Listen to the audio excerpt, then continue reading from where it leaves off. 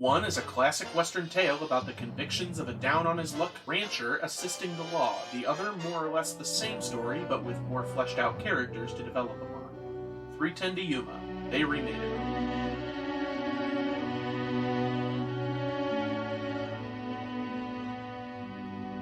There is a lonely train called the 310 to Yuma. The pounding of the wheels is more like a mournful sigh. There's a legend and there's a rumor. When you take the 310 to Yuma, you can see the ghosts of outlaws go riding by. Riding by. In the sky. Way up high, the buzzards keep circling the train, while below the cattle are thirsting for rain. It's all so true, they say, on the 310 to Yuma. A man may meet his fate, for fate travels everywhere. Though you've got no reason to go there, and there ain't a soul that you know there, when the 310 to Yuma whistles its sad refrain. Take that train.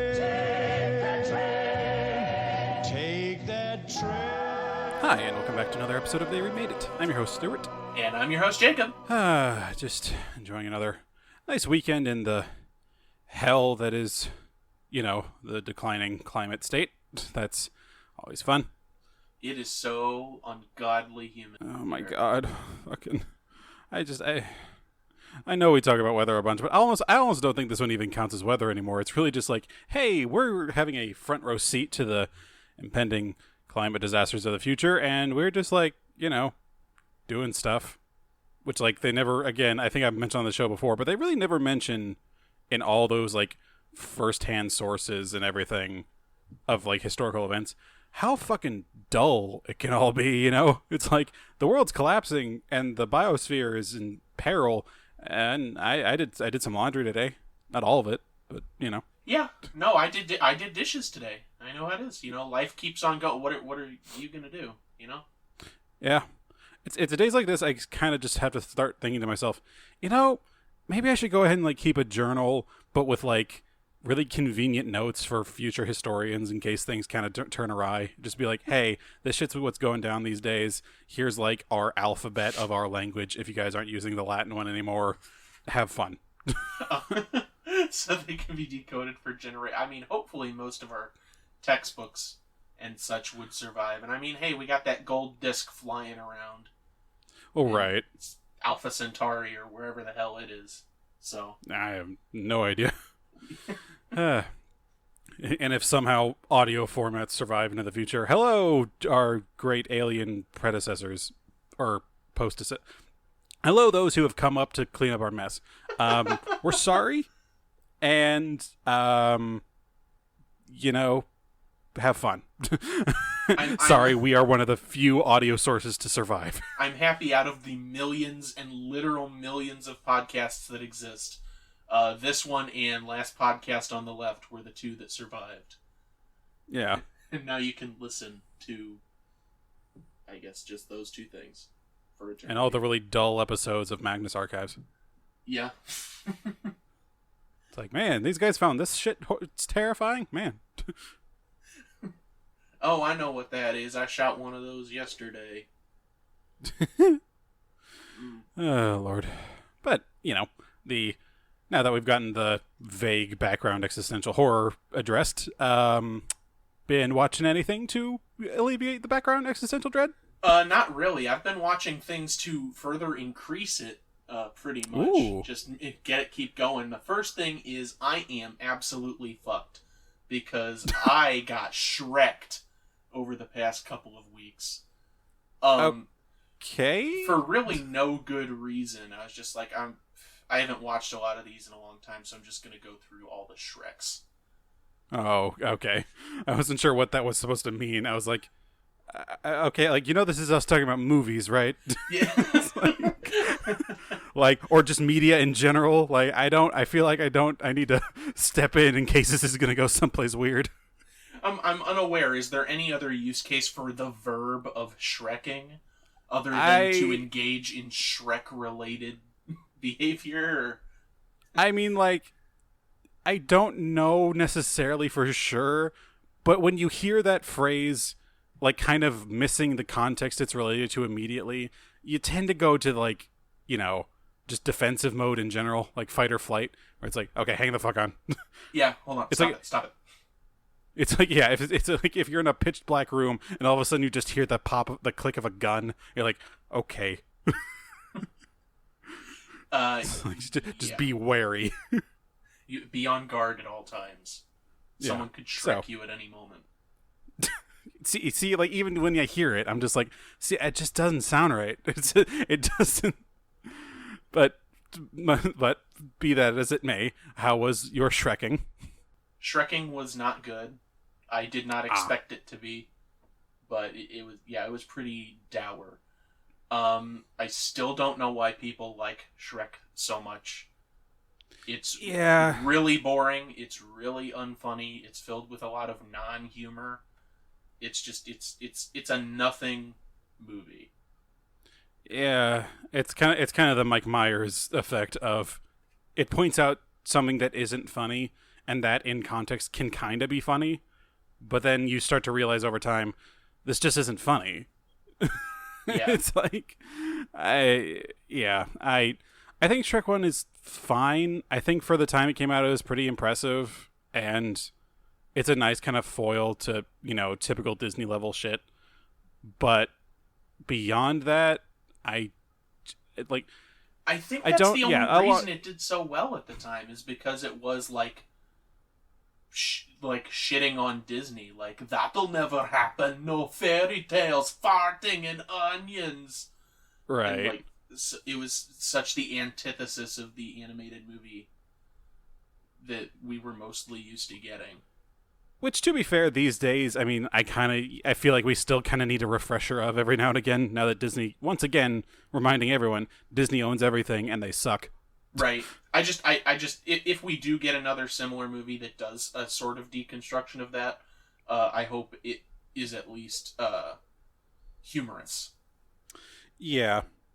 I hope it actually has jokes in it instead of, like, Shrek going, well, that happened. That's not a joke. You didn't write anything. You are not a writer, are you, Shrek? Yeah. I don't get the internet's parasocial relationship with that fucking movie.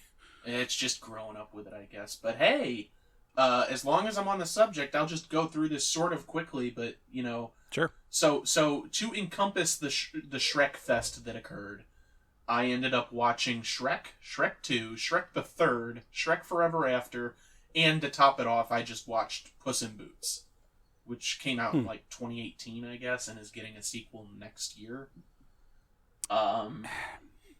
They really are going to make sequels of fucking anything, aren't they? They are. I mean, Shrek 5 is still on the way. It's, like, actively in development, and rumors are it's a reboot. Don't know what that's going to be. Oh, no. I don't want to have to do that on the show. It's going to be a reboot, but it looks like the same cast is still attached. I've never seen or heard of that ever. Oh, God, it's man. bizarre. Like, I don't... I want to have hope for, like, wider media, especially movies, because, like, that's what we do, and I like movies, but my God, it isn't, like, and I've talked about it extensively before, but I really do think we're in kind of a dip period for my hope in levels in movies, and I feel like more and more I'm realizing it's not so much a dip, so much as, like, the previous, what I have assumed to be a peak back up into hope, was actually more just kind of like a landing in the valley, and then it kind of kept just going down, and I was just like, well, here now. Yeah. No, Shrek 5 I get it. with the same cast, even though it's a reboot potentially. Does that mean John Lithgow's going to be back? Who gives a shit? Fauntleroy? I mean, I kind of like John Lithgow. I mean, like, I know ultimately, but like that really has been my answer for a lot of stuff these days. Like a lot of people getting up in arms about a lot of different shit. I really just have to just sit down, look forward, and just go, who gives a shit? And that really I feel like that just needs to be encompassed by more people. Oh, God. So, I guess if I had to rank the Shrek movies, it's still mediocre, but I still say that Shrek 2 is the best of those core Shrek movies. Yeah. And then Shrek Forever After, I actually didn't hate as much as I thought I would. Still not good, but... Right. So Shrek 2, Shrek Forever After, Shrek, and then Shrek the Third at the bottom, because that's just really dull, really boring. Introduces all the baby abominations, little ogres, and the donkey dragons. Which, like, that's... I guess technically they show up post-credits in Shrek 2, but that doesn't count. Yeah, I mean, whatever. And then Puss in Boots, actually, I don't know if it's because, like, Shrek and Donkey and them aren't in it. I actually liked it the most out of all of these. I'd still, like, if I had to ascribe some arbitrary rating to it, it'd probably be, like, a 3.5, which is still much more than I thought I'd give it, but... I'm guessing this is out of 5. Yeah. Okay, for a second I was like, well... Antonia Banderas carrying it, I think it just works a lot better. It still has that lame DreamWorks humor in it, but... Yeah. I don't know, I like the characters more. I thought they had better interactions. The story was fun. Billy Bob Thornton and Amy Sedaris are in it as, like, the villains. And it kind of has an unconventional ending for, like, a family movie that I was not expecting. So, more or less, I actually kind of dug Puss in Boots. Cool. Fair enough. So yes, everyone that's been chomping at the bit to hear what I have to say on Shrek, that's my official ranking, my tier list. Yeah. If you're looking for my opinion, well, that's going to have to come along later. But I doubt you... But you don't want my opinion on that. You still want that on, Ready Player One, which I still staunchly refused. I just, every time I think about it again, I just think, no. Like, it's not even, like, a long process to get there. It's, like, not like, oh, maybe, like, for the sake of it and everything. It really is just like, should I watch this? No. But, dude, Simon Pegg, Ben Mendelsohn, other people. Other people who have names, I'm sure. Oh, God.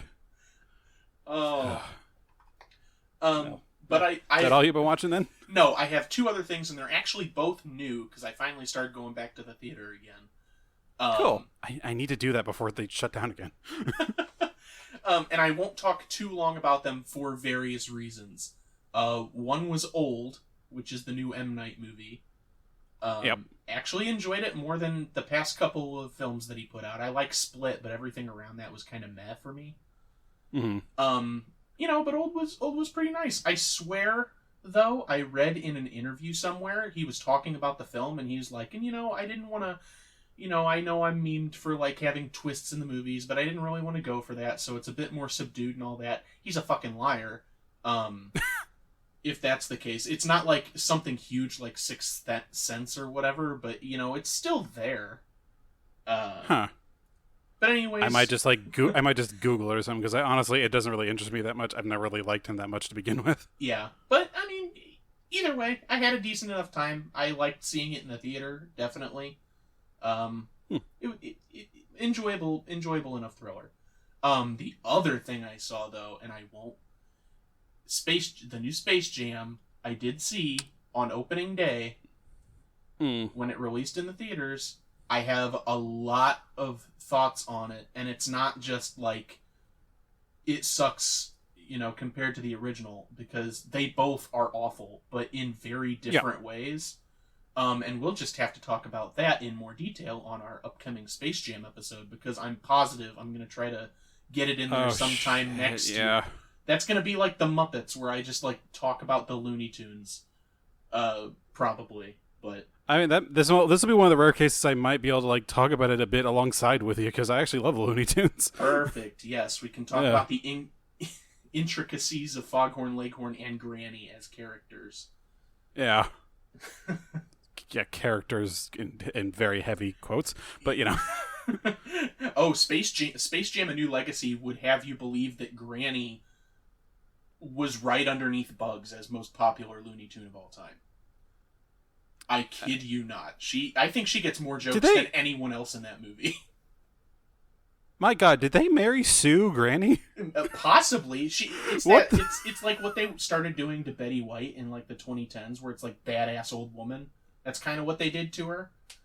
Because oh my God, if you want to see literal footage, straight footage from old Warner Brothers movies with Looney Tune characters drawn on top of them, like Yosemite Sam drawn on top of Casablanca, and Wile E. Coyote drawn on top of Mad Max Fury Road, then go fucking see Space Jam: A New Legacy, because that's like 10 minutes of the movie.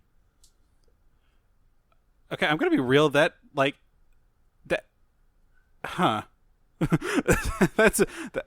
don't know how to feel about that.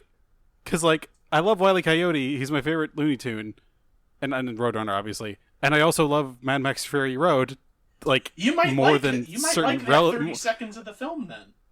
Yeah, like what the hell?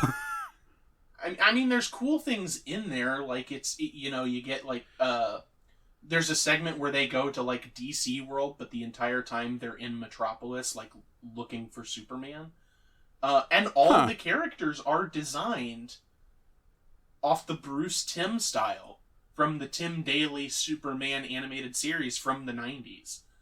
Like, Jimmy Olsen's there in the background, and it's like, that is very specifically Jimmy Olsen from that 90s cartoon, which is interesting. And there are things like that. Okay, one thing about it. Yeah, go ahead.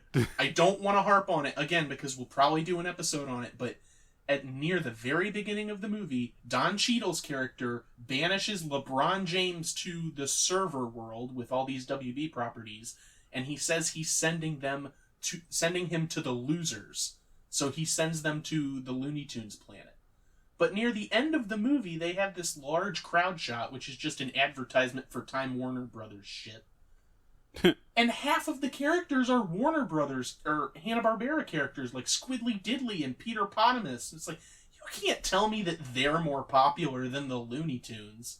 Like, people are gonna watch Speedy Gonzales and Sylvester and Tweety before they turn on Frankenstein Jr. and the Impossibles, who's very visible in the crowd, by the way, because he's giant.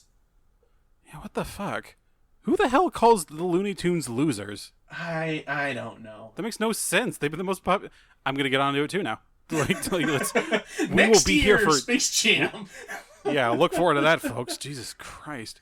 Oh, but that does it for. I mean, technically, it's a lot of things that I did end up watching, but right. That is it, I guess. What about you? As far as the movie front, I have been slacking. I haven't had a big desire to watch a lot of movies lately. I have. This is kind of related to this to what I have been watching. My girlfriend has officially we're doing long distance right now because she got a job in South Carolina. Mm-hmm. And so we've been watching a few of the new Marvel shows on Disney Plus, which, like, now that we've caught up with everything, it's like, catching up with all those. Those have honestly been pretty good. I gotta say, like, they're definitely. I've always had a soft spot for when properties explore their kind of their B team characters. Like my favorite, one of my favorite DC heroes is the Question, for fuck's sake. Yeah. But how they've kind of done that, I was kind of meh about Wanda and about WandaVision, but we've watched all of the Falcon and Winter Soldier now, which I actually really, really liked. I think it's got a lot of kind of like philosophical problems going on with it. There's been a growing kind of mentality of people realizing, oh, hey, Marvel movies and even the Marvel comics back in the day take really like real and like almost relatable goals that the villains follow, and then they also just make the villain like inarguably horrible. Like the whole plot of like one of the background plots in one of the plots in Falcon and the Winter Soldier is that there's this group trying to kind of eliminate borders and kind of like wider deviate like divvying of like nations and everything to kind of unite Earth as a greater single people. And like a lot of the points they're making, and they're all fighting, are really straightforward, and they're like fighting for refugees and like getting supplies for people who are being straight up screwed over by governments. It's like, wow, that's actually like really real, and that's also a very modern take. And also, they just murder civilians. Oh, okay. It's like, fucking really, fucking really, like my god, like I just like they're trying to be like, oh, this is the only language these people understand. Fucking shut up, Marvel, god damn it. And like one of the things they have as their logo is it's meant to be like a red bloodied handprint, and they have it over their face, like on these masks that they wear on their face, which is bad for the main reason of that's a make symbol for a lot of like First Nations people who have been slaughtered over the last few centuries, and now they're being used as this apparent terrorist organization. It's like, for fuck's sake. Go Marvel. Yeah, I'm just like, I still like the show because it's got a lot more of that like kind of political intrigue level stuff that I actually really enjoy. It's obviously still Marvel writing, so it's like the kiddie version of like political thriller, but it's just like it's such a mixed bag with that, and so it's hard to love it wholeheartedly. It does a lot of cool things and it touches on like a lot of real subjects, but again, in Marvel stature, it doesn't actually delve into them. It just kind of brings them up more than anything. It doesn't really have any teeth. But other than that, we have just started watching the Loki series as well, and there's a few like kind of like messages and everything, but the main thing I love about it is pure retro-futurism, and I love it to fucking death. There is an extended shot of where they're standing in this like infinite pseudo-science space out of time space thing where it's walking out over this massive like infinite cityscape essentially. And you've seen a lot of those like from the 70s, those wider like prints of like environments and everything, like you'd see them in like those big Star Wars cityscape prints and everything. It's like very retro futurist looks and everything. Imagine that, but it's a literal environment in the show and it goes on infinitely. It's so goddamn cool. Like literally I was watching it with Hannah over FaceTime, and I completely geeked out when it was on screen because it was like, oh my god, this is so fucking cool.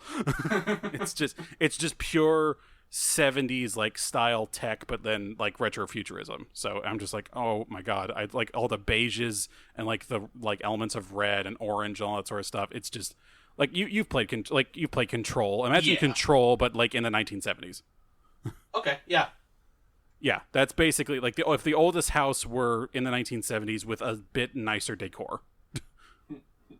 It's the fucking coolest. I've barely remembered any of the plot because like it's actually kind of paper thin. I really just care about the aesthetic.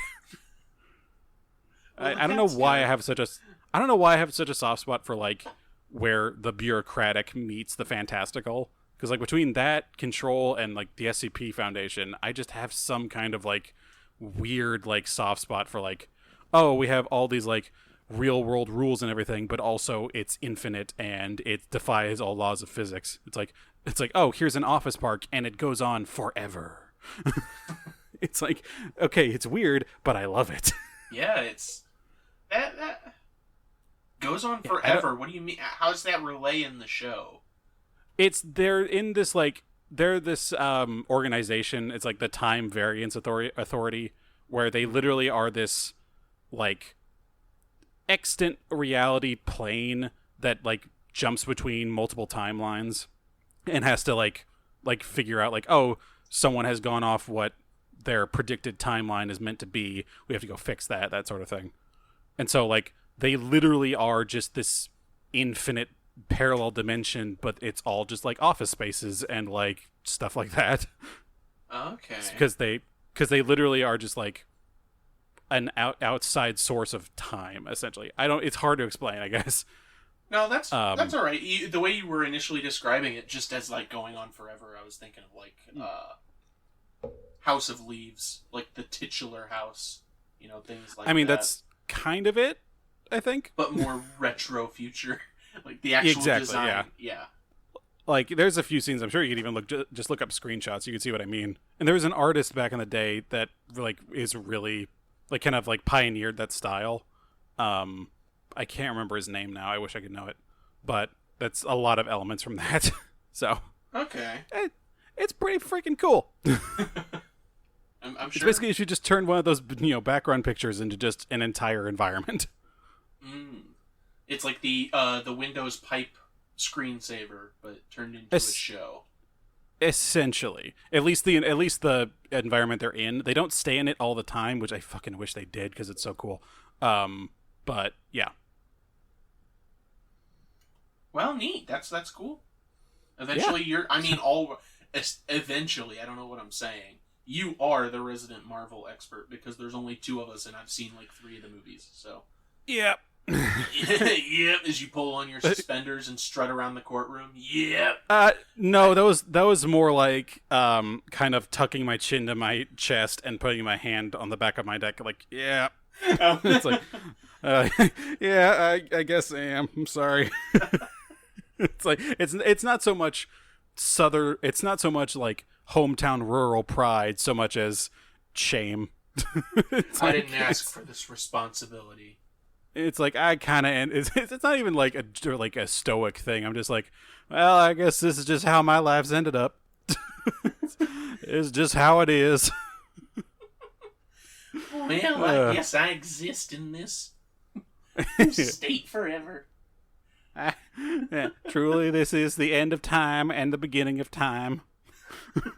Man, I could go for some more of that retro-futurism. It's fucking God. If I could ever play a character on anything, that's what it would be. Just this fucking weird nebulous guy who's just like, I do love me some retro-futurism. Hayseed hick, obsessed with future architecture. Y'all ever played Fallout? New Vegas was the pinnacle. I haven't played the originals yet, but they just don't seem like my cup of tea. Yeah. I played Wasteland, and that was okay, but it just kind of took too long. I want to be out there running around. I ain't down for any of that RTS nonsense. Oh fucking Christ! If I'm allowed to keep going, this will be the entire episode. So okay. All right. We can move for once a very decent segue of like Southern hick character. Yes, unfortunately, Pat Buttram does not make an appearance in either of these, but we are talking about Western classic and modern classic. 310 to Yuma. That remains to be seen. Yes. We shall see.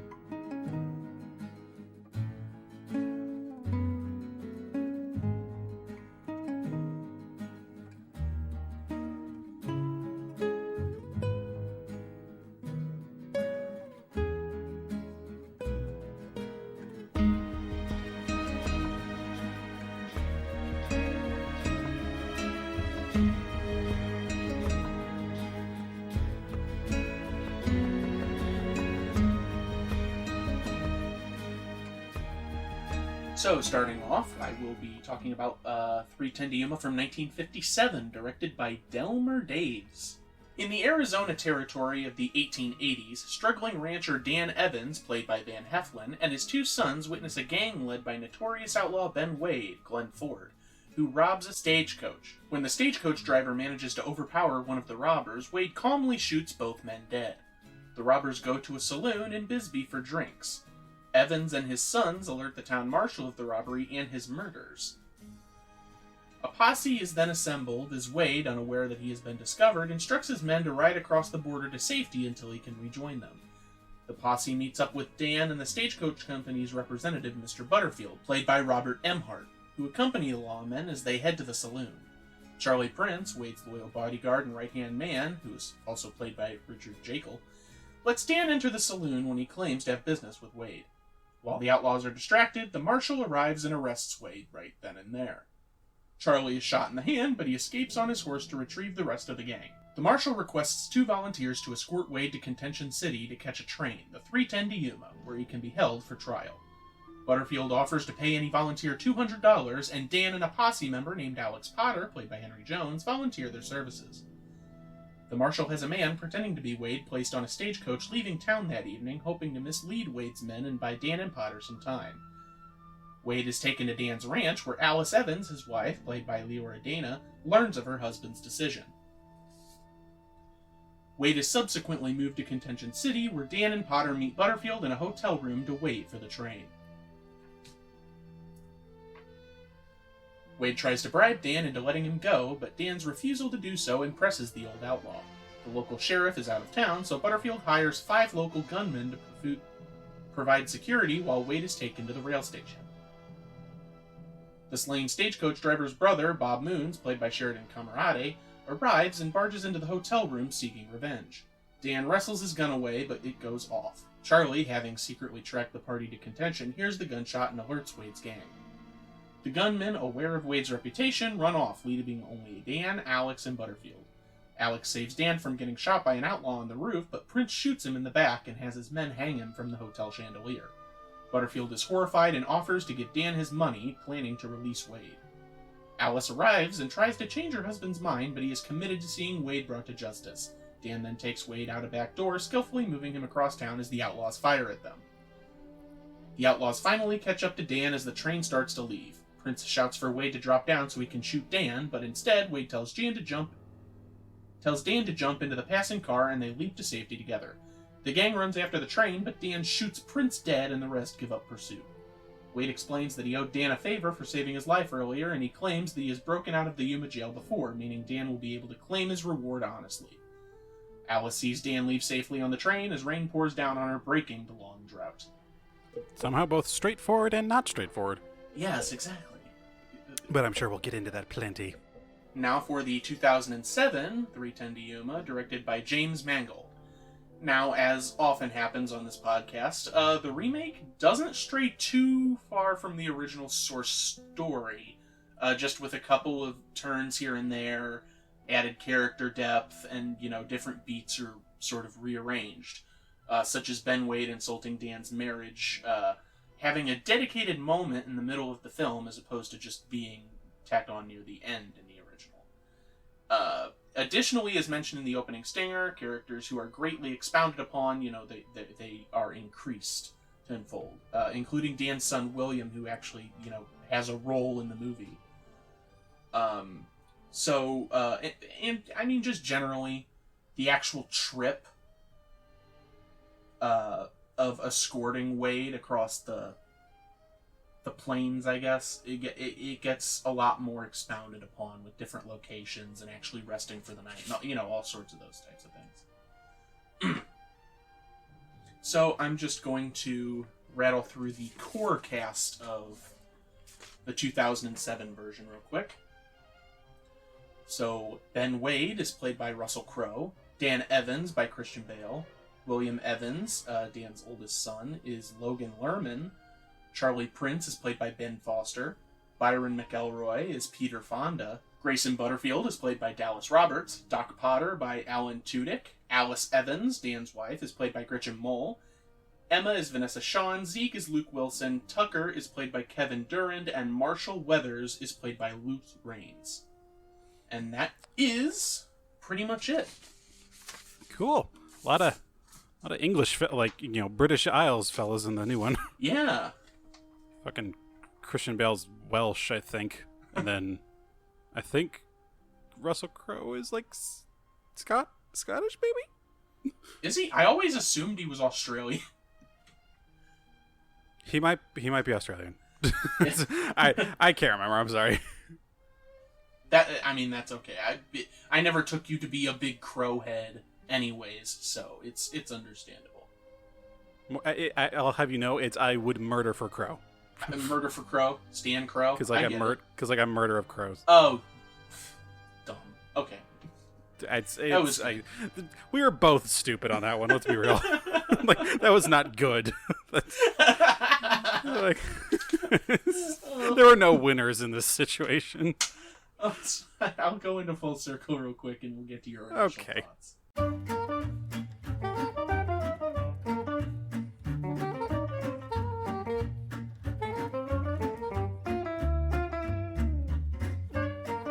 Okay, so we only have one. Let's do it.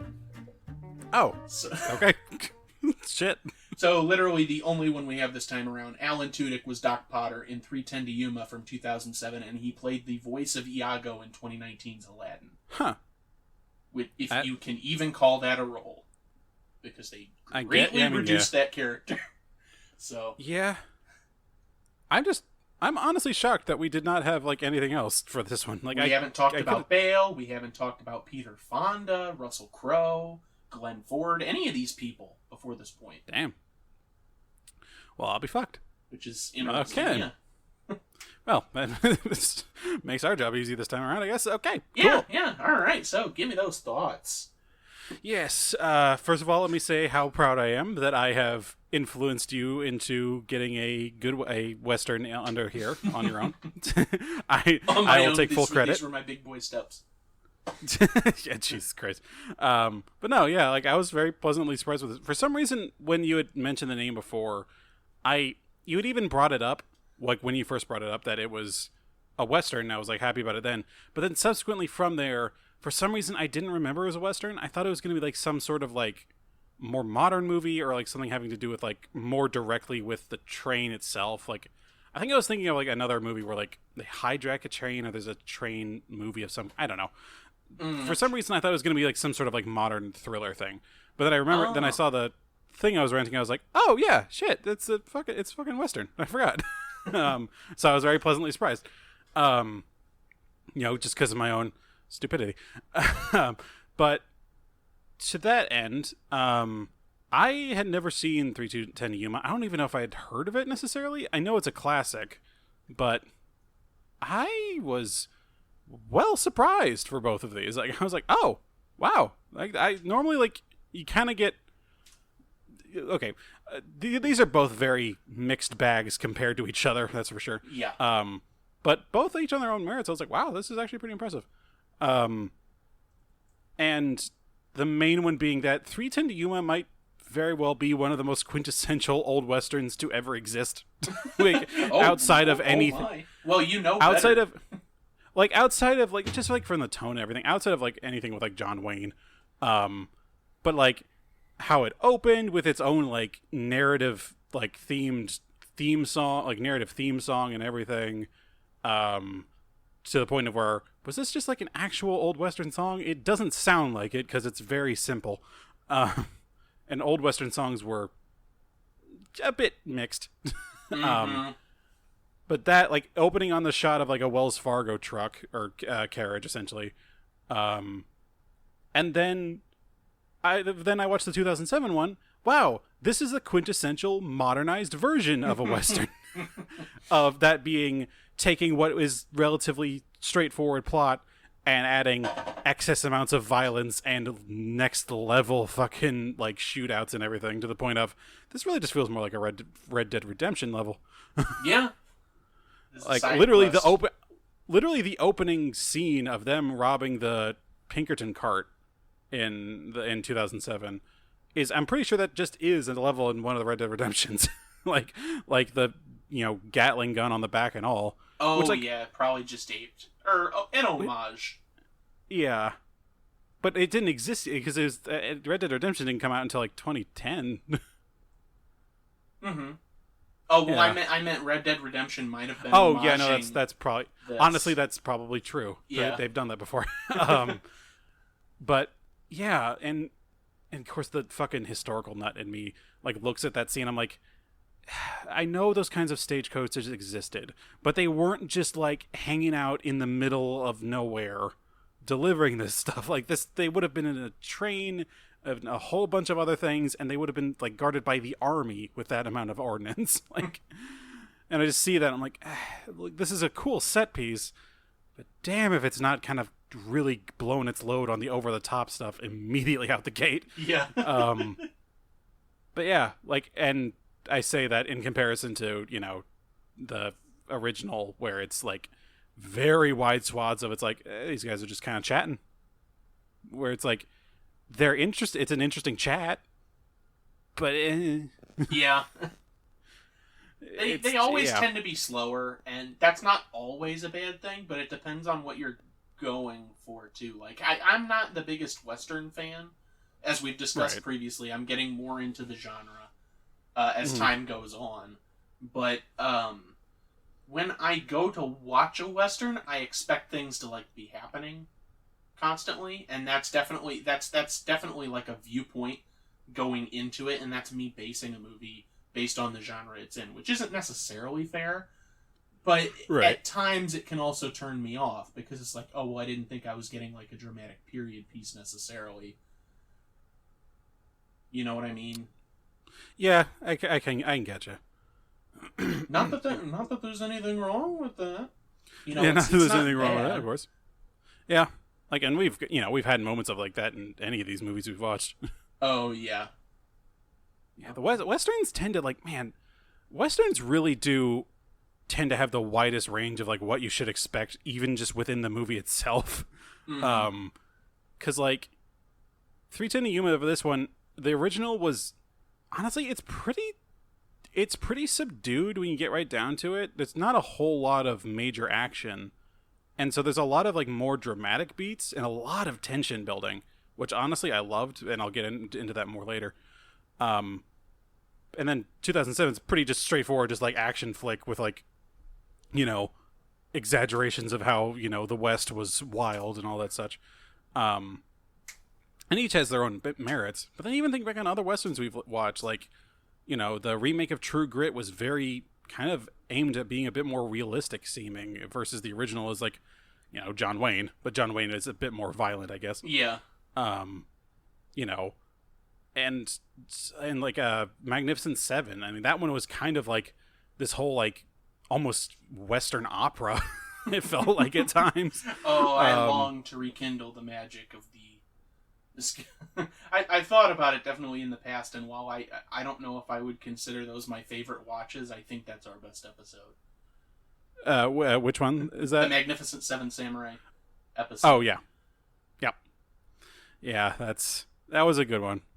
It's just because, like, again, just with that insane range even within the movie itself, and you get that in these two as well. Like, I definitely think the original definitely has the bigger range of kind of like tones and everything somehow, whereas the newer one's a bit just kind of like, I tend to scale things like on one end it's depressing, on the other end it's manic.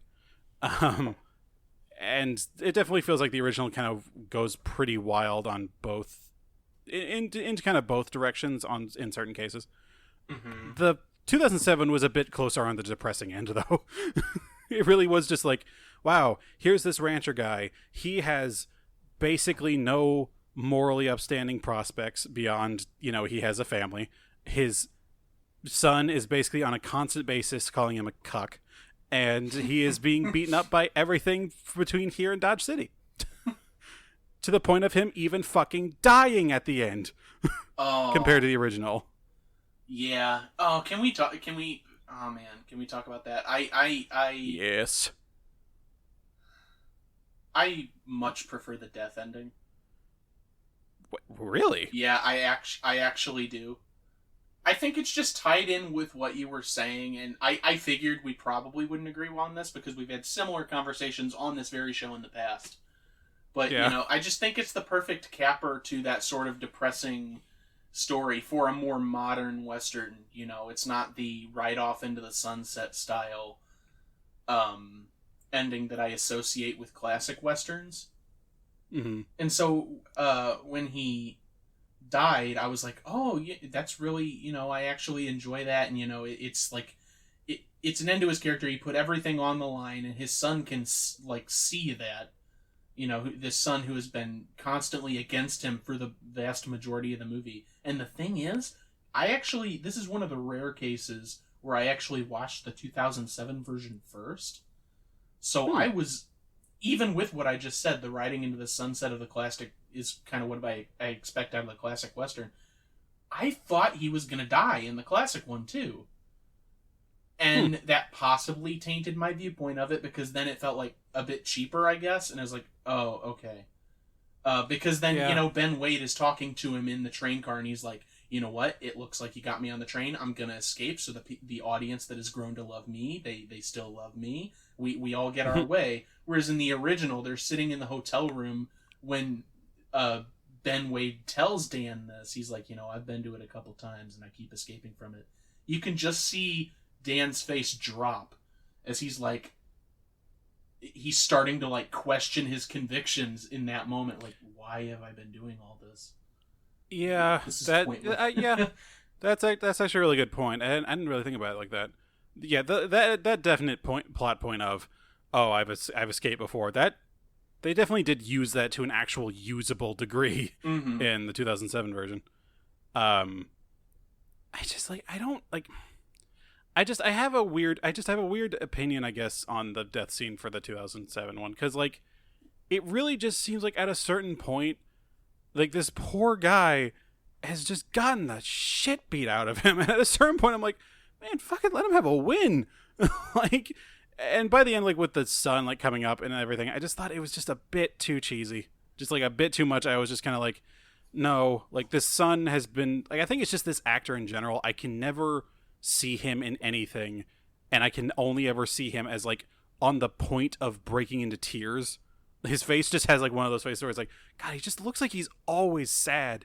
Which, the son, the who, or like he's always either boy. sad, or, like even when he's like as an adult and like, or at least as an adult in more modern movies, like more recent movies rather, he just always looks like he's on the verge of like teen angst breakdown, and I'm just like, God, fuck off from the screen already, kid. My God. And I'm just like, and this poor dad's just like doing his best with all this shit, and he's truly just had the hell beat out of him for like decades now. Like, I think it established he's a Civil War vet and everything, which like no matter what side of the war you're on, that's a fucking beat down all on its own. And then just like having him die there at the end with this psychotic version of the like right-hand man character like doing all this stuff.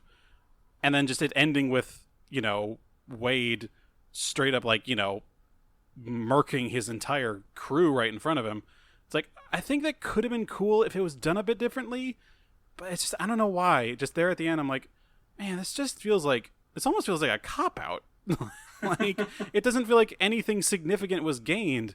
Like, this son character's basically traumatized, more or less, and this, like, criminal just kind of like upended the entire situation essentially, versus the original, it felt like there was some actual like ending accomplishment for them, for Evans, and with Wade like obviously stating he's broken out before, the way he even kind of puts it in there, it almost just kind of sounds like he's kind of just saying that jokingly. Like, I could almost interpret that as, like, he's probably not serious. He's probably just trying to get a rise out of Evans. I mean, that's possible, because a lot of his character is dedicated to getting a rise out of him specifically, because he likes all the different facets of his personality, I guess. Like, that's even the point of his little sketchbook, is kind of hammering home that metaphor of he's observing Dan as a man,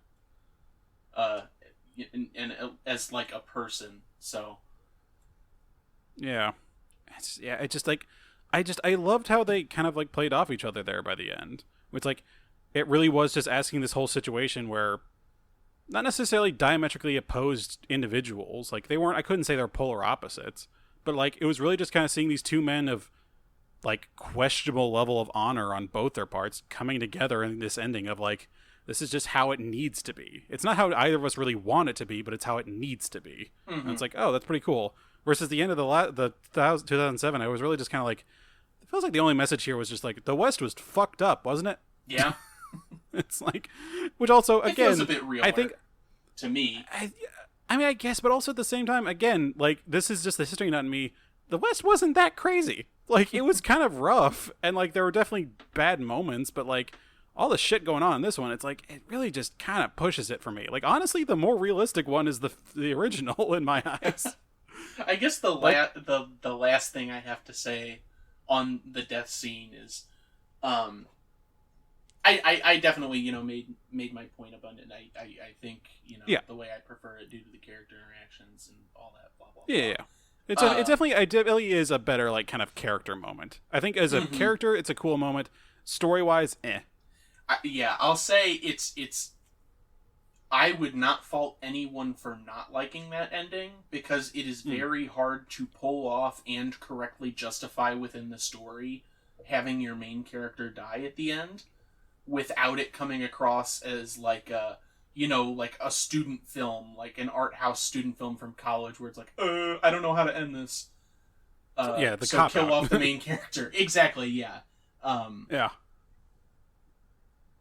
And I guess it's just me focused on the characters more than anything. And I think I hinted at that in the opening stinger a bit too, is that I actually... It's weird because I don't want to come across as a hypocrite, because I know on this show in the past a remake has like expounded upon like background secondary characters that didn't really need it, and I've called it out as being like, this is detracting from the story, why are you doing this? But I actually liked it in this film. Yeah, every movie is going to do something differently in better ways. Like, it's not necessarily the action itself, it's how appropriate it is. Right, it just seems more often than not that it does not feel appropriate, so... Oh, yeah, no, it just feels like they're padding runtime. Yeah. I was just, getting extra details on Butterfield as a character and, like, Potter. Just seeing those character moments. And because, the actual ride to town is so much longer than it is in because the original, more time is actually spent in town waiting for the train to build up that tension, like what you were saying earlier on. Whereas this, I guess, is more focused on the journey, and technically there's tension in that, like, an action film might have tension, like, oh, is this guy going to get shot? But there's definitely less of it in the 2007 version. It's more about the actual ride to get to the train station. What is that town? Contention? I keep forgetting. Contention City. To try, it's more about the ride to Contention, because it's not just an exploration of all the other secondary characters, but that's more where Ben Wade starts learning more about Dan's character and, like, prodding him, and he kills some people. I don't know. I mean, like, and that kind of goes in pretty nicely to kind of my general feeling about, like, how both of these runtimes kind of play out, where the original, it's lots of, like, heavy build up to very like a few stinger moments. And then obviously the main one being like him escorting him to the train through the town at the end, versus the kind of consistent low rolling boil of the action sequences in the remake, which, like, they fucking start off with a bang, kind of literally even. Oh yeah, they set in the yeah, which, like, I did not get why it was necessary to have the whole, like, heavily in debt thing. Like, they kind of point at that in the original one, obviously, because, like, they're obviously in a drought and their cattle are dying from, like, lack of water. But, like, they go into this whole thing of, like, a loan shark being present in the remake, and they're, like, roughhousing him and everything with all this shit. And I'm like, did that really come to any kind of major conclusion? Yeah, I don't know. I guess not. I think they were trying to... We've talked about this before in the past, too. The remake is trying to fix something that isn't necessarily broken, where they're like, well, people are going to ask about this, because it's like, oh, well, this is just $200. Can he get it some other way? Why is he so focused on this? Why is, who is out to get him exactly? It's not just Butterfield wanting to build a train there, is it? Like, and so they try adding, and that, I will say, that is more detail added that is not necessary. Yeah, because, like, in the original, they really just didn't have a need for that. They were just like, hey, if you had more cash, you'd easily be able to run your farm better. Like, there's a few, like, background avenues that shows like, oh, if you had $200, you could go to this like really successful ranch's stream and use it for watering the cattle, but it's not really made a huge point of. And so it's really just kind of established as this background problem that he's got going on that kind of just like informs us to his intentions, versus this whole like subplot set up in the 2007 where I'm like, it's really just like, this feels unnecessary. Like they needed a reason to like kick the game off with a bang, I guess. But like, why didn't they just start with the stagecoach robbery then? Yeah, I mean, that is a pretty big bang, especially when you got those souped up carriages, you know. You know what I'm saying? Yeah. Like, my God. And then one guy literally goes bang. Yeah. Like, one guy literally gets blowed the fuck up. Like, what the hell? Well, he knew what he was that doing. action sequence. God, that action sequence, if you just replace the horses with cars, that's just a Fast and Furious scene. Yeah, that's F10, baby, in the Yeah. Wild West. Can we make the next Fast and the Furious movie have Vin Diesel and all of his crew go back in time via, like, a souped-up DeLorean or something, and they race carriages in the Old West? That's the pitch that we're making here on They Remade It. Okay, Thank I know, like, you. I know that this is absolutely a joke, and the fact that Fast and Furious exists as long as it has is itself a joke. I'd pay money to see that. That might be Like, the first Fast and the Furious movie I watch all the way through. Yeah, like, I genuinely, like, I think about that, it's like, if they just decide to jump that fucking shark, then yeah. Like, if you just bring me Back to the Future Part 3 meets fucking Fast and the Furious, hell yeah. Like, that sounds fantastic. If I get to see Vin Diesel and potentially Dwayne The Rock Johnson riding, like, driver and shotgun on a Wells Fargo carriage with, like, Jason Statham running after them on a horse. On a horse, yeah. Like, that's a whole new level of, like, yeah, fuck it, let's go. And by the way, speaking of jumping the shark, can we please have F11 be Vin Diesel jumping a shark in his car?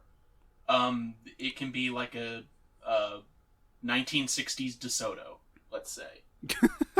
And he drives off a ramp and jumps over maybe 2 or 3 bullhead sharks. This sounds like you've thought about this for a while. Yeah, you're getting all my spec scripts right now.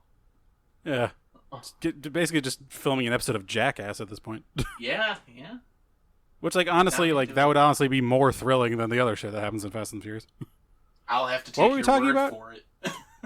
Something Yeah, about what a were train. we talking about you before? can't jump trains, or can you? There's 310 of these Yumas. Oh my god. There's not enough track for all them Yumas. Fuck. Jesus Christ. It's been a weird week. I can tell. Oh, God. But, yeah, The other I genuinely can't remember what our last point was. something about characters, I don't know. Fucking, it was about, like, the difference in, like, you know, like, timing and, like, how the build-up works across the both films. Oh, yeah. And me realizing that the opening chase scene is literally just Fast and the Furious. Can we... I don't know if we're going to agree or disagree on this, because I don't know if we've ever talked about it, but can we talk about the opening song for the original 310 to Yuma? Yeah, sure. Can I just say, I love, especially what few Westerns I've seen, I love it when old classic movies have, like, a dedicated theme with a huge orchestral score that plays over the title card and all the credits. Yeah. I don't like it when they add lyrics. Oh, that's fair. Like, I kind of agree. I like it when they have, like, a very themed, you know, song and everything.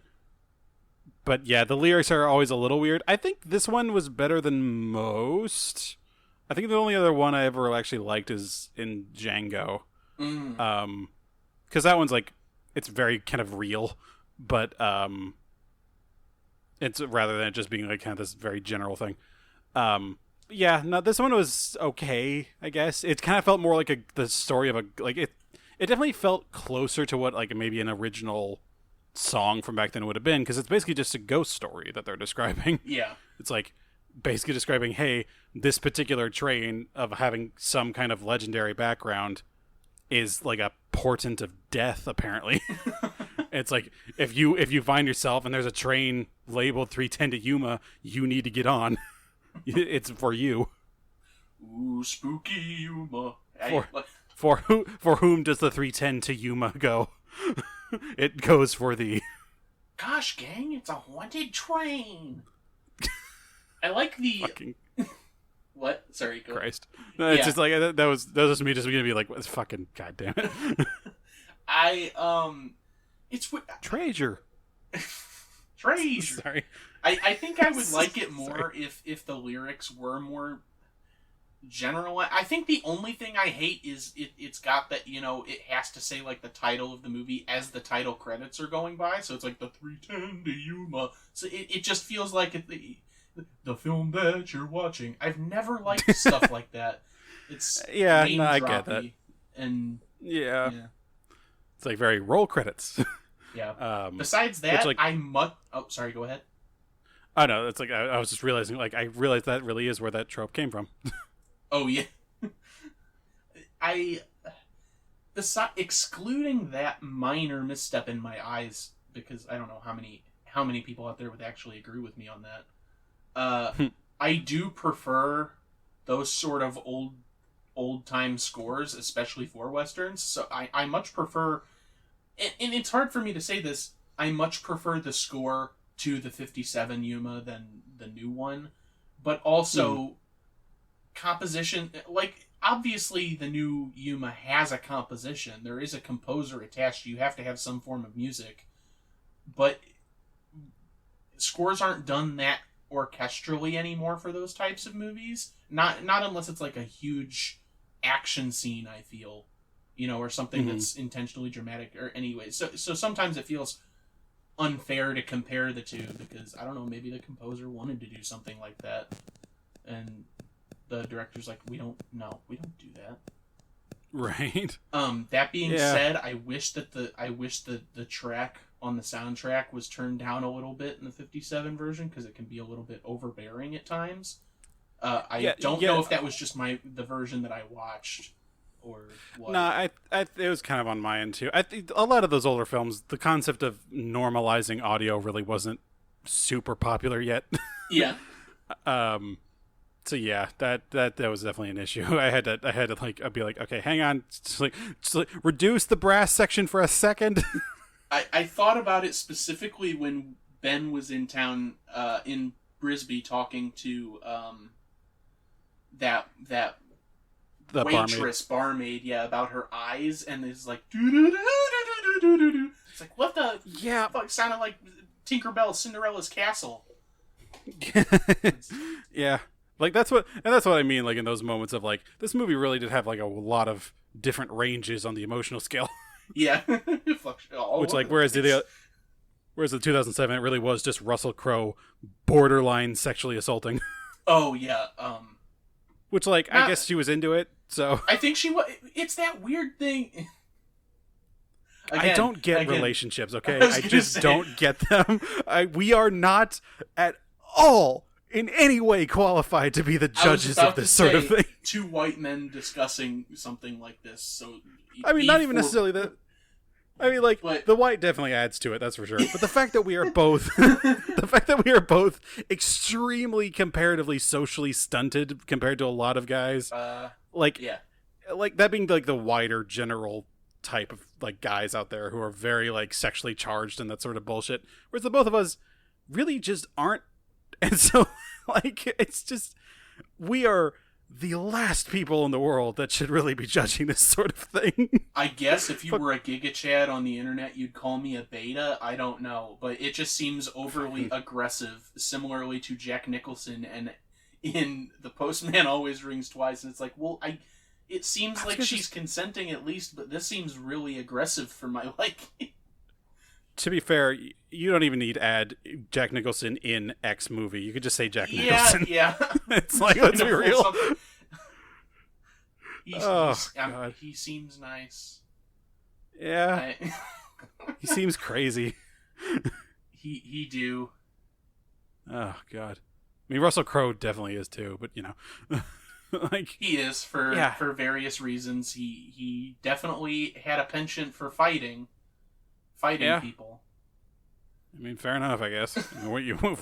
He's either Australian or Scottish, then neither one makes sense.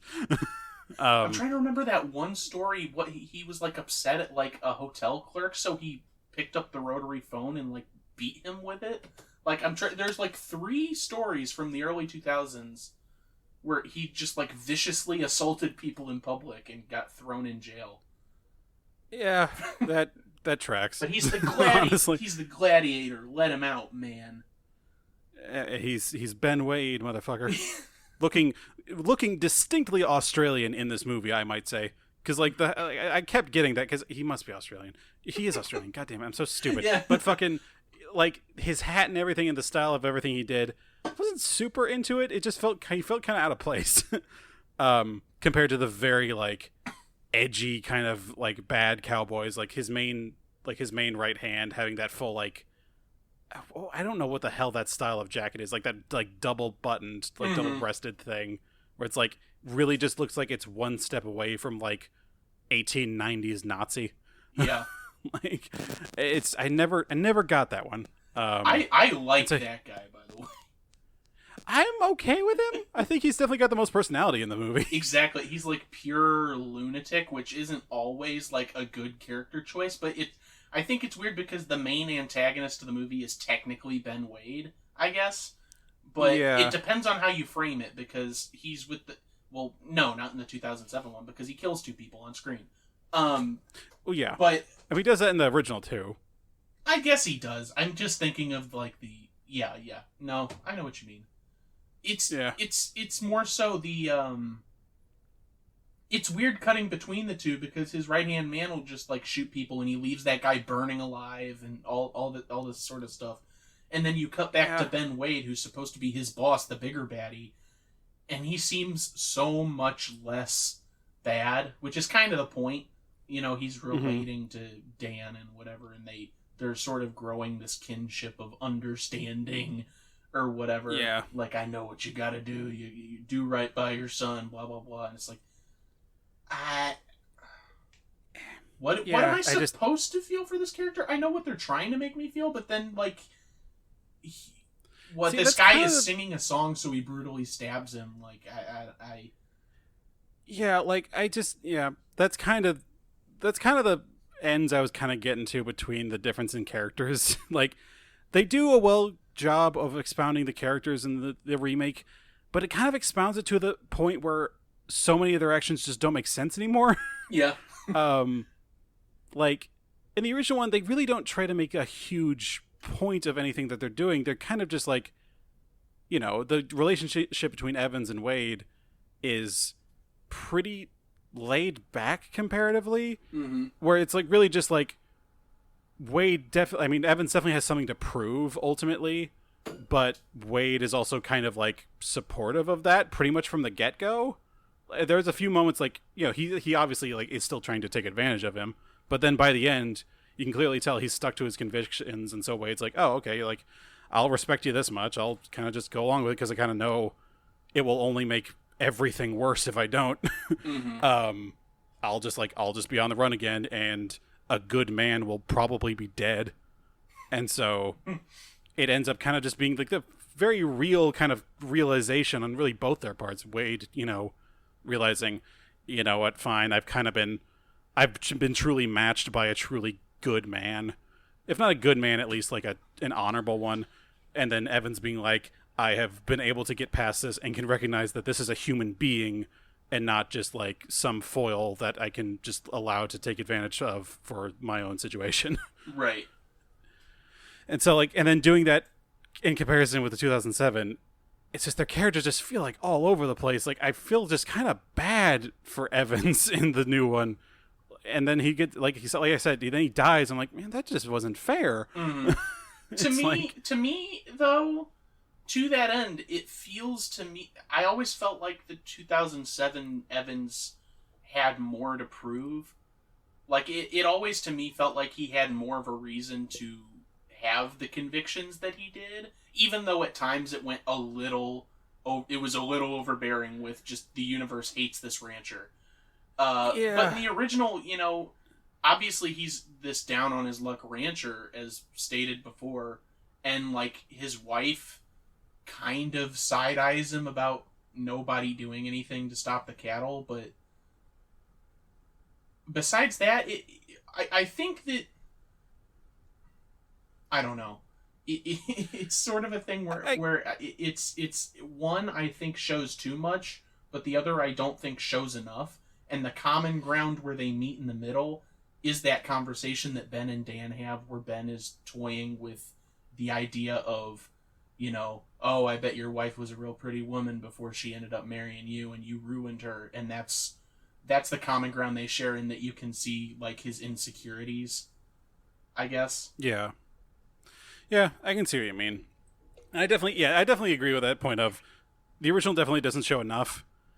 It definitely needed more, but at the same time, at a certain and and again, I guess I do agree with you again. The 2007 one, it really just feels like it's adding shit to Evan's plate at a certain point where it's like, how much of this is, oh, this man has something to prove, versus the writers want to very blatantly make it seem like this guy has something to prove. Yeah. Like, there were just a lot of moments, I guess that really is a really particular way to think about it, which I never really thought about before, is which of these moments feel like a natural part of the story, and which one of these feels like distinctly like this was written in. This was a writer's note. This was distinctly a decision by a writer to include this. Not necessarily even that it doesn't mesh well, because anything can mesh well fine if it's written in well enough, but if it is so extra or extant from the points that have been made already, that it's just is noticeably there. And I think that could honestly be applied to a lot of movies, now that I think about it. Like, really just going through that, especially for the show we do, which of these moments felt like, oh, this was a natural progression of the story that was meant to go here, and writing that came naturally, and which were deliberately made sure to be in there. Which, like, can be good, but usually isn't. My favorite writerly thing to think about in this case of this movie is just, like, I don't know who wrote for this movie, so I also don't know how many writers there were. But if there were multiple, I'd like to think of them sitting there pondering in a coffee shop, just talking to one another and being like, okay, we have to have a scene where the barmaid has bare ass. How do we get to that point? Well, she could just sleep with him. Well, yeah, but isn't that a little played out? Like, just this very calm talk over coffee. Yeah, there's a few moments like that. I mean, I already brought up the point about having like the loan shark guy. Yeah. But then there are other moments where like they do it to kind of draw out a character. Like they turned the Potter character from this like rambling drunk into like this actual 3-dimensional character, and that's pretty interesting. Yeah. That it felt distinctly like that was added. Like, even if I hadn't watched the original first, I feel like if I had seen that, I was like, this feels like a deliberate action. Like, oh, like the inevitable joke of, oh, we have to take him to a doctor. The only doctor available is actually a veterinarian. I like all the vet stuff added. I love the fetal pig in the jar is the first thing he sees. Yeah. And I like I said, I do think that was actually that was a good addition. It's like there are moments where it can be done well. And so I definitely appreciate that. Yeah. No, you're right. These are both pretty mixed bags. It's like, well, I prefer the score to this one. I prefer the characters of this one. Yeah, son of a bitch. Like, I went into this very clearly feeling more towards the original, but now by the end I'm like, God damn, if the original didn't have some fucking low points. Like, at least some, or if not low points, some slow points. Yeah. Well, I mean, to be fair, I went in this thinking I much preferred the remake. And now I'm seeing, like, oh, well, I mean, there are flaws, there are things. I mean, specifically, the plight of the character of Dan is not something, in the remake, is not something that I had considered, because I knew there was a reason that I liked the ending, but I hadn't really compared it to the rest of the story until this point to be like, oh, that's why I kind of like the ending. But that being said, if you don't look at the ending and just look at like all the stuff that happens up to that point, I can see like, yeah, this is just like the writers are God torturing this person. I don't know how to feel about that. Like, yeah. At some point, it's like, this is too much. This would never happen to a single soul in like 2 days, or however long. And it was longer than 2 days, but you know what I mean. Yeah, and I think that kind of in the end, I think the biggest thing like I said about it is just like, I could never figure out where the suspension of disbelief was meant to be in the '07, because a lot of crazy shit happens immediately. But again, when you put your setting in an Old West film, there is already kind of an automatic suspension of disbelief that is not that far. You really cannot do Old West without it being pretty grounded in reality, at least to some level. There obviously can be exceptions to this. Like, if you do it really, really well, like a lot of John Wayne stuff, it's so iconic at this point. And there's so, like, it's just dripping with bravado and machismo throughout the whole thing that it's impossible for you at any point just to be like, that's a bit much, isn't it? But this one just does not quite pull it. If it were a bit more over the top, just with its tone, maybe it would make it. And I think it would have made a lot of these moments kind of hit harder. But because so much of it was just this constant beat down, both on the characters and on the audience, essentially, it's just hard. It's just hard to love it beyond, like, it's hard to, like, it's hard for anything to feel like there's actual stakes. It's kind of the point. It's a point I actually saw someone compare. I think it's the Max Payne series, where there really is never a moment of actual levity for this character, and so it doesn't feel like the stakes are ever established. He's just getting the shit kicked out of him. What do you mean? His plight is very real. He's worried about his wife, his kids, and his job, and that's all you need to know about Max Payne. I mean, honestly, yeah, but it's just like, to that end, it's difficult to really kind of feel like anything was gained by the end of the '07. I definitely still like the characters. If you're going into the specific elements, I definitely like the specific elements of it a lot more than the whole of the original, than like the specific elements of the original. But as a whole, each compared to the other, the remake is superior. So I'm like, fuck. Like, I love individual scenes from the '07 a bunch. And I loved watching the entirety of the original back to front a bunch. And I don't know what the fuck to do with that. I guess it depends on how you grade your movies. And I know I tend to fluctuate on how I grade them on the show. Because I think for the most part, it's which I enjoyed the most. But sometimes, like, something is so well made, I end up giving it to it anyways. Yeah. So, I mean, in this case, obviously, I've been leaning a bit towards there. I like them both. For different reasons. I prefer the remake in this case, in this specific case. That being said, I am going to give one big point, and it's sort of what we were talking about just now. Or not just now, but a little bit before. One big point to 57 is what you were mentioning with the tension build up instead of that slow boil. And the main thing that comes to my mind is the dinner scene where they're at the Evans' house. And Ben Wade is sort of sitting there, and he's making small talk in this chat, and the kid sitting there like, why didn't you say grace? Even though he's a bad man, is that why you didn't say grace? And the wife is like, what do I do in this situation? And Ben's just playing it cool, as opposed to it's just constant shit thrown at everybody in the remake where they're just sitting there. He's my dad's killed a bunch of rabbits or whatever. Oh, killing a man's nothing like killing a rabbit. Ben's like, I disagree.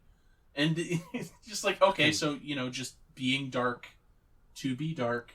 I get it that. Really, which, like, that's such a very, like, 2000s action flick. Yeah. It really is just, like, that whole period of 2000 to 2009 or 10, where it's just, like, very deliberately dark for no reason. And also, it's so intentionally edgy too. Where edgy. That's a good word. I wouldn't say it in that situation because I wouldn't want to be shot by anybody. But in my head, I'm like, no, hunting man is different from hunting rabbits. Even if you're good at it, this is a creature that can, like, plan ahead and think. What are you talking about?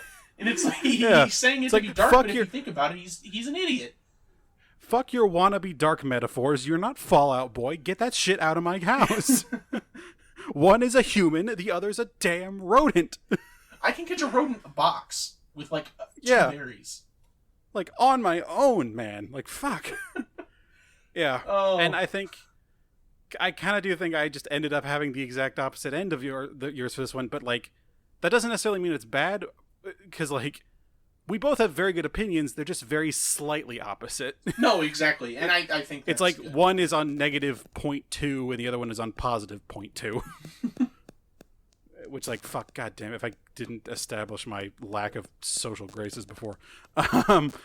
But yeah, like, I just the original was just, the tension building was amazing, and just like the build up for everything, and it really not needing that much action, and so that means the moments of action it did have were super impactful.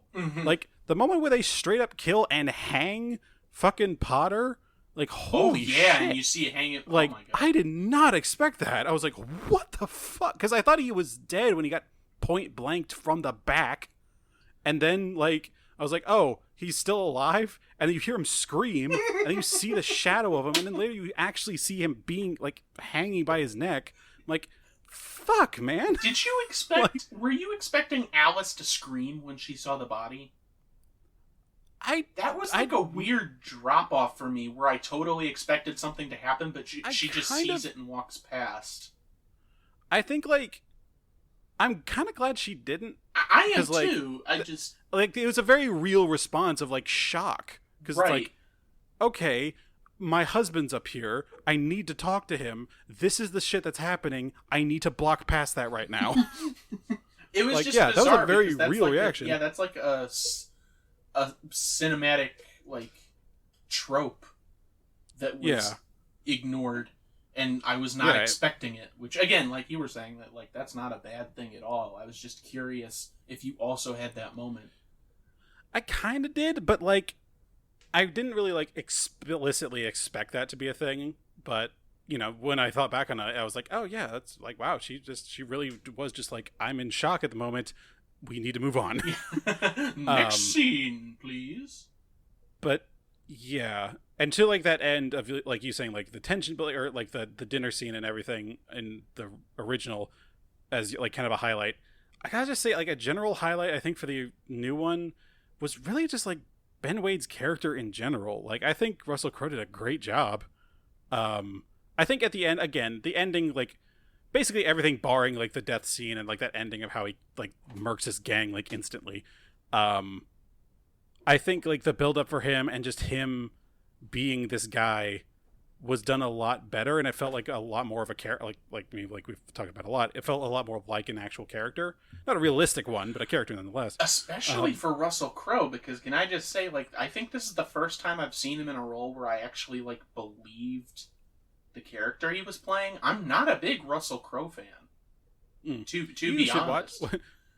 Which like, this will, I guess, kind of lead us into our recommendations, but you should definitely watch Master and Commander. He plays that one amazingly. Okay. Because, like, he even, like, he's kind of a method actor, but, like, he apparently, like, worked on an actual nautical ship for, like, 6 months to get ready for that role. Oh, okay. Yeah, so he was like, yeah, fuck, I'm gonna do this. Plus, like, honestly, if you had the ability to do that, that'd be rad. Yeah. It's like, oh, you want to just go work on a boat for, like, 6 months, not do anything else in your regular life? Sign me the hell up. But yeah, like, ultimately, I can't, like, I tried, like, I can't really give it to anything other than the original. The new one is good in its own ways, but just as an overall movie, the 57 takes it easily. Mm-hmm. I understand that. I think it was it 57? 50, the original. 57 and 07. Cool, gotcha. I had it right. Yeah, it was fantastic. It's like, I really like going through it. Like, again, there were slow points, but never so much to the point where I was just kind of bored. There were a few moments, at least early on, but otherwise, yeah, they played it really well. Like, all the characters and everything were subdued, but I felt like they weren't, like, unrealistic in really any case. It definitely feels like they're individuals versus, it feels like they are more people, and it feels like the 07 are more characters, which, again, isn't necessarily a bad thing. Yeah. Yeah. Just not my cup of tea. This is interesting, because on this little Western journey we've had on the show, I think for the most part I've sort of gone towards the more modern Westerns as opposed to the classic Westerns. Yep. Which I guess, even on the show, I remember saying I'm not a big fan of the classics in general. But, I actually, this one and Magnificent Seven, I liked them both, as opposed to True Grit, which I didn't really care for the original True Grit, but if I remember correctly. Yeah. And then opposite to that, I've been leaning towards a lot of the originals. Yeah. Which I did not expect. I've loved all the modern westerns I've seen, like, but it's just like I look back at the classics that are like really, really worth it, like that really set the bar. I think are fantastic, like that True Grit, like this one, True Grit. Like I guess technically you could count the Seven Samurai. Yeah. Since like it definitely was that setter. Yeah. It's just they're just so goddamn cool. Like once you do them right. Oh, well, I guess I did lean towards the original on the Seven Samurai one. I forgot that. I mean that one, but at the same time, it's the Seven goddamn Samurai. Well, yeah, that's hard to. Yeah, like that's like okay. Like, do I want this like pretty good sandwich that I made, or literally something from like Gordon Ramsay? It's like I'm sorry. Like I know I like my sandwich, but it's Gordon fucking Ramsay. I hear he makes good food. I'm just, on TV. I couldn't tell you if it's actually good. Maybe it tastes like shit. I mean, but maybe everyone's just afraid. Yeah, they don't want to speak ill against the man, the screamy man. Oh man! But those were our thoughts on 310 to Yuma, and now I gotta ask. You already gave us Master and Commander. You got anything else? Yep. I mean, like, it's difficult not to just recommend other westerns we've shown before. If you like kind of the more realistic modern western, True Grit definitely hits it. Like the remake. Oh, it's a Coen Brothers film. How could it not? Oh yeah, exactly. If you want something that's like, if you want another movie that's basically just, wow, the universe wants this guy dead, check out The Revenant. Because that's basically just like, hey, did you want to watch Leonardo DiCaprio get ripped up by a bear, shot at with arrows, partially blown up, thrown off a cliff, put inside the corpse of a horse, and lose, I think, a finger at some point, and have to eat a raw salmon? Well, first of all, you need help. Second of all, check out The Revenant. Alternately, watch Mr. Bill, the Saturday Night Live sketch. But beyond that, I can't think of anything. Like, I don't know a lot of Russell Crowe's filmography. A lot of it's kind of mixed. Yeah. Gladiator's okay. Check him out in Les Mis.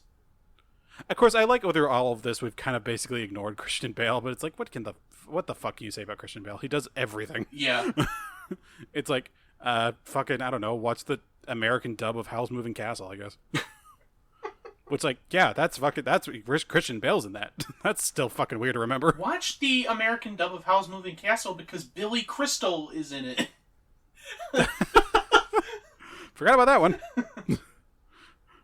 Fucking, dude, watch the American dub of Howl's Moving Castle because that's the first time we hear the Batman voice. Literally, there's a scene he turns all monstrous and he's doing the Batman voice years before Batman Begins. I'm like, huh. How about it? That's weird to think. Like, a lot of those Ghibli films since the 90s, sort of, have had dubs made by Disney through licensing. So a lot of times they get, like, their stars. But that was, like, 2003 or 4, wasn't it? I think the so. The dub was Disney, wasn't it? Mid-early 2000s. Oh, you know what? Billy Crystal had just been in Monsters, Inc. There you go. Never mind. Never mind. Yep. Anyway. Oh my god. Yep. Fucking, but that's all I can think of for recommendations. You got anything? Oh, what the hell would I know? I'm really out of my depth here because I don't know, the few westerns I've seen I've actually like Stagecoach. I remember liking The Searchers. I don't know. Like, there's not, I gotta be real, as much as I love westerns, there's a lot that kind of suck. Yeah. Like people give a lot of like cred to like Tombstone and stuff, which it's got its moments, but it's really not that good. I have not seen like, Tombstone, but I know I recognize the wardrobe, if that makes any sense. Yeah, I gotcha. It's just like it's a bit too over the top in certain moments, and I'm just like, It kind of tries to have a very kind of brutal story, but it kind of loses it a lot of the time. I see. Well, I mean, it's the story of It's the story of Wyatt Earp, which is a fucking knockdown drag-out in real life. So, Well, stay tuned for our Talking About Tombstone podcast. Coming soon. Talking about Kurt Russell. All the Kurt. I think that's he's in it, and Sam Elliott. I guess we can't do the Talking Tombstone yet until we do the Cullen thing. Keep that in the back of your mind as the Talking Tombstone audience. Yeah, don't let us forget about that one. Watch it once a week for a year. Oh God! Record a monthly episode where we talk about new things we've learned. That's a bad idea. It's a horrible idea, Jacob. Oh my God! I was thinking of that podcast where they did the grown-ups thing, and by episode 32, they're coming up with stories for like a woman in sandals in the background. And it's like, sounds like. Every time I hear about that, it sounds like Sisyphean torture. Like I cannot imagine a worse activity to partake in. Well, we would be doing it for Tombstone. I don't know the quality of that movie, but it has to be better than Grown Ups. I mean, yeah, obviously, but still, I don't care if it's the best thing in the world. After 30 fucking viewings, it's gonna be hell. Oh my God.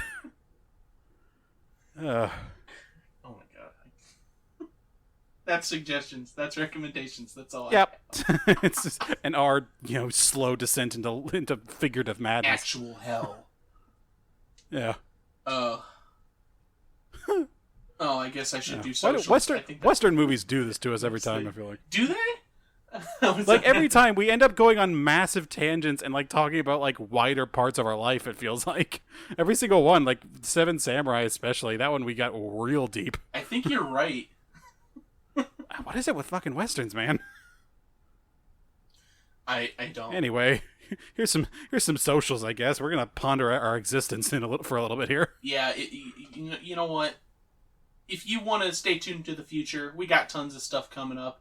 October's coming up where we have our 2 Halloween movies. We're gonna get to We're gonna get to Christmas. Maybe we'll get a Christmas thing in there. Space Jam coming next year. We might have like a Coen Brothers mini-series that we're doing. Like, just come on.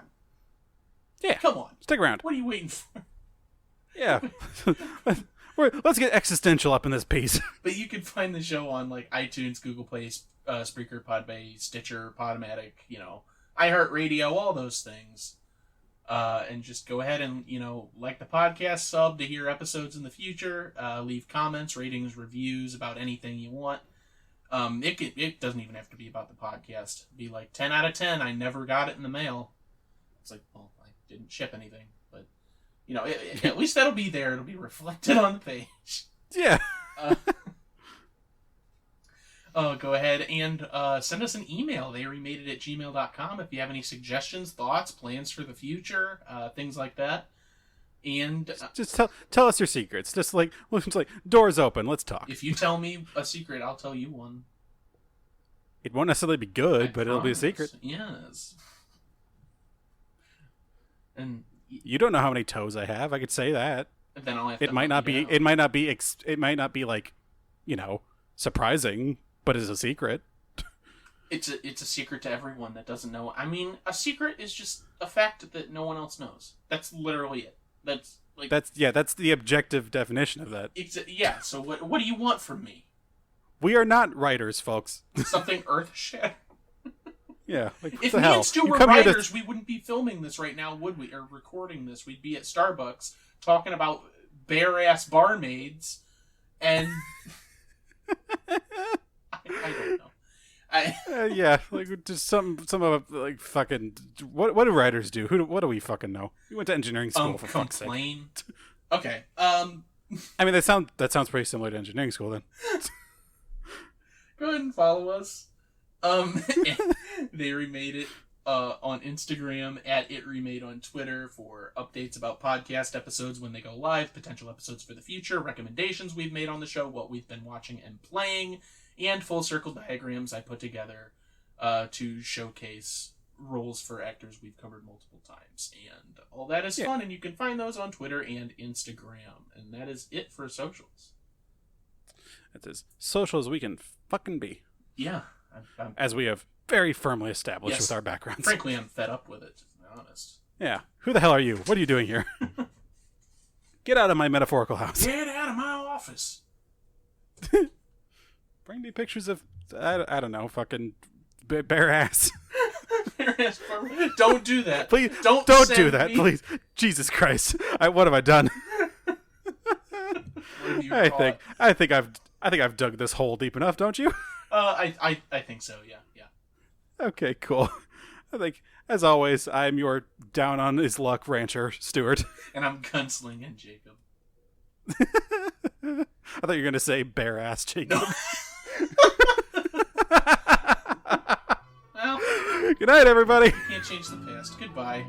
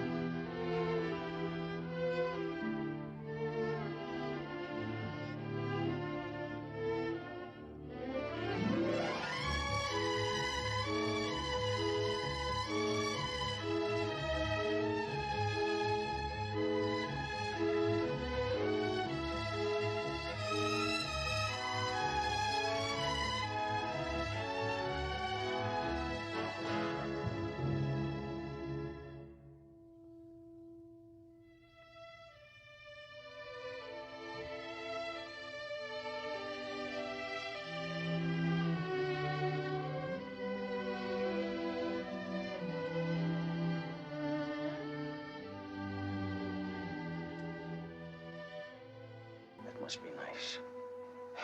I'll tell you one thing, though, Dan, I'd treat her a whole lot better than you do. I'd feed her better. I'd get her pretty dresses she'd be real happy wearing. And I wouldn't make her work so hard, Dan. You know, I bet she was a real beautiful girl before she met you.